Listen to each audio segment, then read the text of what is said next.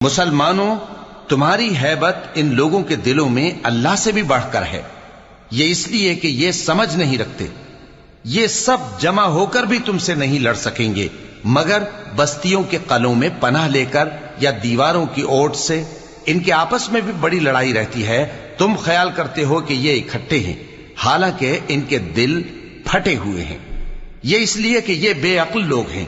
ان کا حال ان لوگوں کا سا ہے جو ان سے کچھ ہی پیشتر اپنے کرتوت کی سزا کا مزہ چکھ چکے ہیں، اور ان کے لیے دکھ دینے والا عذاب تیار ہے۔ منافقوں کی مثال شیطان کی سی ہے کہ انسان سے کہتا رہا کہ کافر ہو جا، پھر جب وہ کافر ہو گیا تو کہنے لگا کہ مجھے تجھ سے کچھ سروکار نہیں، مجھ کو تو اللہ رب العالمین سے ڈر لگتا ہے۔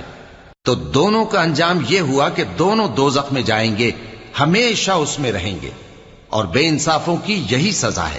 اے ایمان والو، اللہ